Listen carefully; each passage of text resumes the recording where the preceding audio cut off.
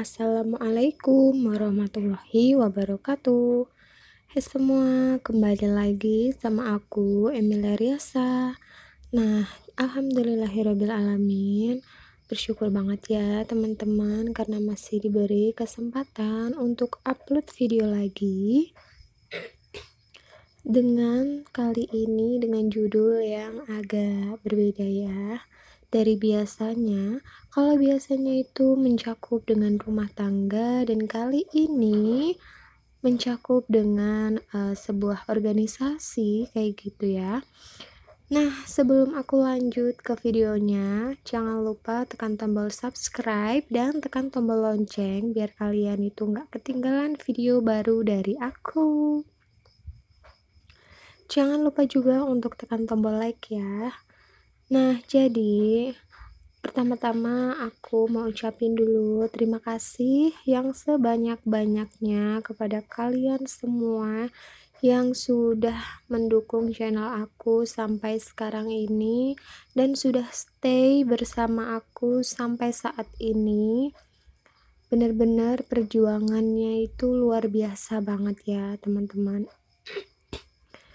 Nah, jadi di sini aku seperti biasa tulis dulu untuk judulnya.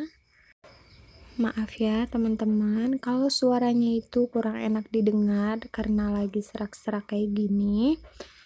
Nah, jadi di sini kalau kalian udah ngikutin aku sejak lama, jadi ini kayak jadi pembicaraan aku yang nggak mungkin hilang dari video ya teman-teman. Karena sering banget setiap ada video aku selalu ngomong kayak gini. Ya, beginilah ya teman-teman. Nah, di sini aku mau tulis dulu untuk judulnya yaitu cara mencatat keuangan dalam lingkup kebendaharaan. Nah, jadi di sini aku mau berbagi pengalaman aku nih. Nah, karena baru kali ini ya aku dijadikan diamanahkan untuk menjadi bendahara kayak gitu. Jadi baru kali ini. Kalau kemarin-kemarin itu enggak ya. Kemarin itu tugasnya hanya nulis-nulis kayak gitu. Nah, terus di sini banyak juga adik-adik sekolah yang mungkin perlu pencatatan buku kas kayak gitu. Jadi perlu contoh untuk membuat tabel kayak gitu, mungkin ada juga. Nah, kenapa di sini aku buat? Karena di sini aku mau berbagi pengalaman sama kalian semua ya, sama teman-teman semua di rumah. Jadi aku itu baru 2 bulan ini ya mendapatkan amanah itu dan aku rasa kayaknya udah cukup dimengerti, sudah cukup aku pahami dan bisa aku share ke kalian semua. Jadi aku itu serah terima buku kas kayak gitu dan aku lihat aku ikutin alurnya aja kayak gitu kan dari awal dan kayaknya kurang kurang bisa dipahami kayak gitu. Nah, jadi di sini aku mau tulis dulu untuk tabelnya yaitu mencakup tanggal, terus ada keterangan, juga ada masuk itu yang dimaksudkan adalah arus masuk dana dari apa kayak gitu ya. Terus ada keluar, lalu ada saldo. Nah, lanjut lagi di sini mungkin di forum besar seperti perusahaan atau seperti di organisasi yang lebih tinggi kayak gitu ya, mungkin di desa atau di sekolah kayak gitu, mungkin sudah memakai bukan mungkin ya, ini di era yang sekarang ini, di era globalisasi yang udah modern, pasti sudah menggunakan yang namanya Excel. Dan Excel itu pasti sudah ada rumusnya kan ya. Kita tinggal isi kolom-kolomnya aja dan itu rumus sudah sesuai yang kita atur, kita maunya gimana kayak gitu. Nah, karena di sini aku forum kecil aja, forum biasa, lingkup ibu-ibu biasa kayak gitu. Jadi aku bikinnya menggunakan tabel dengan tertulis kayak gitu ya. Bukan menggunakan Excel. Nah, jadi sebenarnya bisa aja menggunakan Excel, tapi kayak terlalu ribet kayak gitu ya, karena ini masih bisa ditangani dengan, tertulis, jadi aku menggunakannya juga dengan tertulis. Nah, ini aku mau buat contoh dulu ya, ini sebagai contoh aja, misalkan nih, nah kita harus tahu dulu saldo kita di awal itu berapa, misalkan 400. Terus di sini ada aku masukin iuran perorangan bidang agama. Ini misalkan aja ya, ini sebagai contoh kayak gitu.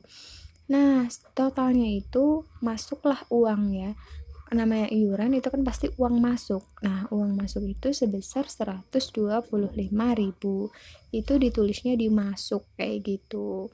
Nah, terus saldo itu kita langsung tambahkan sejajar dengan kita menulis uang masuk tadi, yaitu dijumlahkan aja. 400 ditambah 125 yaitu 525.000. Nah, sekarang di saat tanggal itu juga kita ada pengeluaran nih, pengeluarannya yaitu sedekah subuh kayak gitu ya. Nah, ini kan sebagai contoh aja. Misalkan sedekah subuh sebesar 100.000 kayak gitu ya. Jadi kita langsung nulis total saldonya itu juga sejajar dengan 100.000. Tidak bisa kita tulis di bawahnya kayak gitu ya. Kayak sebenarnya bener aja, bisa juga dipahami. Cuman aku membuat ini yang lebih mudah dipahami dan bisa lebih mudah dibaca kayak gitu ya. Jadi kita juga hemat kolom, juga hemat kertas tentunya ya. Nah, jadi kayak gini, kenapa aku kasih tanda checklist? Itu karena aku nanti di bawahnya ini mau membuat yang pengalaman aku tadi ya, pengalaman aku tadi sebelum aku eh, terjun ke dalam bidang ini, kayak gitu. Nah, jadi di sini aku kasih tanda checklist karena dia itu mudah dibaca dan dipahami. Aku di sini tidak ada unsur untuk menyinggung atau apa ya, membahas yang sudah-sudah itu enggak. Di sini aku mau share aja pengalaman gitu kan ya. Siapa tahu ada yang sama juga seperti ini kayak gitu. Nah, di sini langsung aja aku mau contohin pengalaman aku yang kemarin sebelum aku nulis kayak gini. Jadi nulisnya itu uh, ini aku bikin contohnya sama aja ya. Contoh iuran perorangan bidang agama kayak tadi. Nominalnya juga sama masuk kayak gitu. Nah, harusnya ini kan kolom ya. Tapi tapi kemarin itu aku salah nulis kayak gitu. Aku salah nulis. Jadi aku nulisnya itu di bawahnya kayak gitu.